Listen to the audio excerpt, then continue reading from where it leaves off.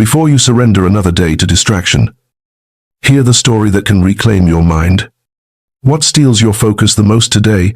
Share below and walk with us on the path of stillness. In the modern world, we wake up each morning already surrounded by a storm of signals that pull us in every direction. You promise yourself to check one single notification, and suddenly half an hour has vanished into an endless scroll. You open your laptop to finish an important task, but your mind drifts like a leaf tossed between short videos, news headlines, and imagined worries. This constant fragmentation of attention feels subtle, yet it drains life from within us. Every interruption steals a tiny piece of clarity, and scientists say it takes more than 23 minutes for the mind to fully return to a focused state. Imagine losing that reset again and again all day long without noticing. Our attention becomes like water leaking from a cracked vessel. No matter how much effort we pour in, nothing stays long enough to hold shape. Beneath all this, a quiet fear grows, the fear that we are no longer choosing where our life goes, but merely reacting to whatever flashes on a screen. And in that moment, a painful question rises. What if our inability to stay present is the true reason our dreams keep slipping further away? Dung. Jake Morrison, at 16, felt himself falling behind in the silent race that everyone around him seemed to be running. He was not unintelligent. In fact, he understood math, physics, and programming better than many classmates. But his mind behaved like a browser, with 10 tabs open, each one demanding attention. He would sit to study, and within minutes, Instagram lured him away. Then a passing thought about his future at MIT, then the urge to check the score of a game. His dream was enormous, almost frightening, the idea of stepping into the halls of the Massachusetts Institute of Technology. Yet his grades hovered in the mediocre zone, drifting between C and B, never strong enough to reach that dream.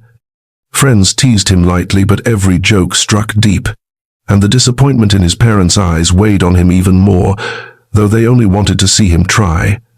Jake escaped into daydreams, imagining success instead of building it, while his assignments lay untouched. After receiving yet another low calculus grade, something inside him cracked, not into surrender, but into the trembling realization that he had to change before the dream disappeared forever. Dung. The following day, Jake gathered the last bit of courage he had and walked toward the teacher's lounge, seeking the one person he believed might understand him. Mr. Tanaka, the math teacher of Japanese origin, carried an unusual calm, a quiet presence that seemed to soften the noise around him.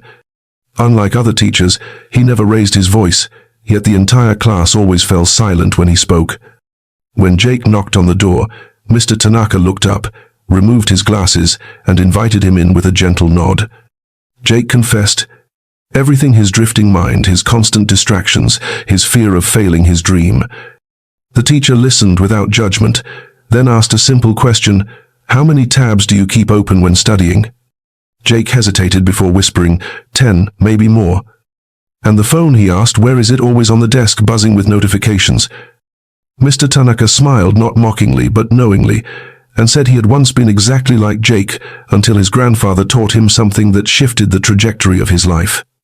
He wrote 2 unfamiliar words on a piece of paper and handed it over. Ichigyo-Zammai. He explained it as the art of complete immersion, becoming one with the action itself. Jake felt a strange chill, as if a door he had never noticed had quietly opened before him. Dung. That night, Jake stayed awake far longer than he intended. The stack of articles from Mr. Tanaka spread across his desk like a map to a different kind of mind. The more he read, the clearer everything became. Each distraction, each notification, each shift from one task to another forced the brain to burn energy, just to reset itself. By repeating this pattern day after day, he had unknowingly trained his own mind to be scattered. Another article described a fusion between the Pomodoro method and Ichigyo-Zammai, suggesting short blocks of total immersion, followed by 5 to 10 minutes of conscious rest. No scrolling, no music, no checking messages, just breathing, stretching, and becoming fully aware again. A third text introduced the idea of shaping one's environment, making distraction nearly impossible by turning off notifications, leaving only one tab open, and placing the phone in another room entirely.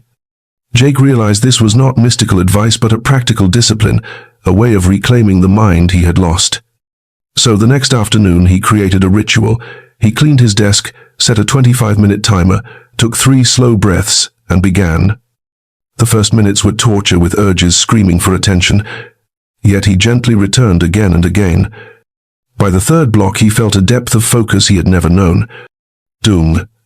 From that day forward, Jake treated the ritual not as a temporary experiment, but as a quiet promise he made to himself. Every afternoon he returned home, placed his phone in a drawer in another room, cleared his desk until only 1 notebook remained, and took 3 grounding breaths before entering a 25-minute world with no noise and no escape routes. Slowly, something inside him shifted. He stopped eating meals while watching videos.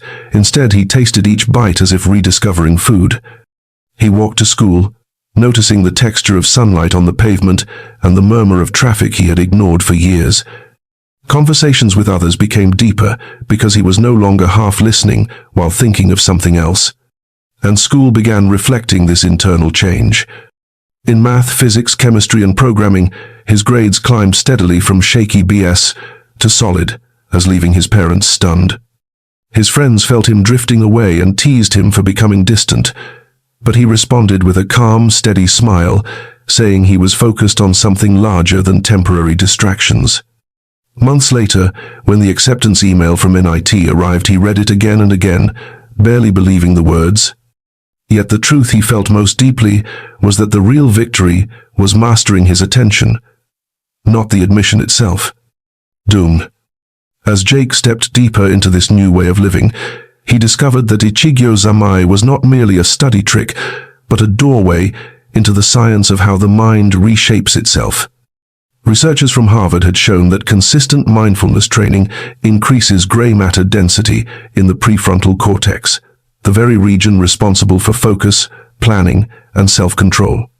Stanford studies revealed that people who practice sustained attention reduce activity in the default mode network by nearly 40%, meaning the part of the brain that wanders into worries and fantasies begins to quiet down.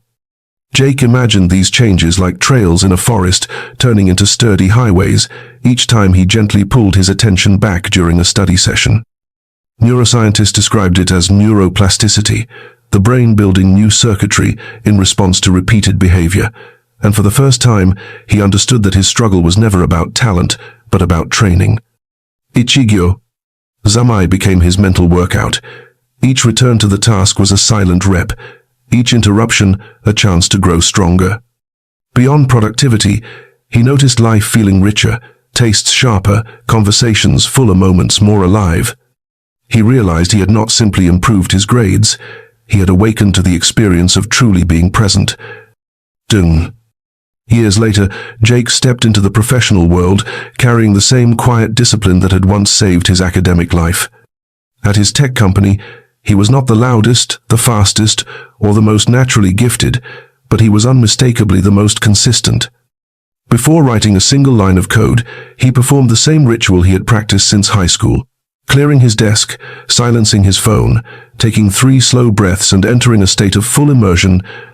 Co-workers often wondered why his work seemed cleaner, why he rarely overlooked details, why he delivered projects without rushing or panicking.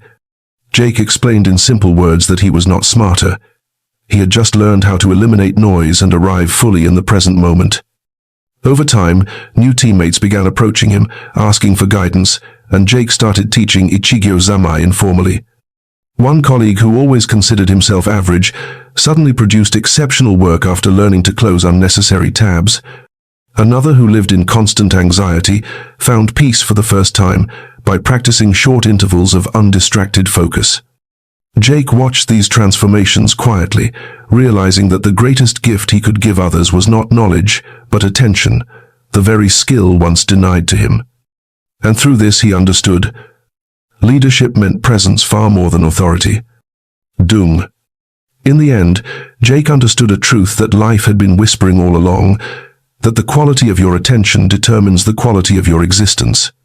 When you scatter your focus across countless distractions, you live only fractions of moments, never fully tasting your food, never truly hearing the people you love, never stepping into the depth of your own potential. But when you choose one action and give yourself to it completely, the world sharpens the mind, steadies, and life begins to feel whole again. You do not need to chase impossible dreams or enter prestigious universities to experience this shift. You only need to begin with a simple practice. Choose one task, silence your notifications, breathe 3 slow breaths, and stay with it for 25 minutes. If you repeat this small act each day, you will gradually build a mind that belongs to you, a mind that can shape the future instead of being shaped by noise. If this message speaks to you, I invite you to subscribe to the Path of Stillness so you do not miss the lessons and stories that will guide you toward a more present, disciplined, and meaningful life. Ban Quyen Thuok Ve Ken, The Path of Stillness Nim Kum, Sao Shape Sudung Lai Noi Dung, Neo Chu Ashin Fep, Dung.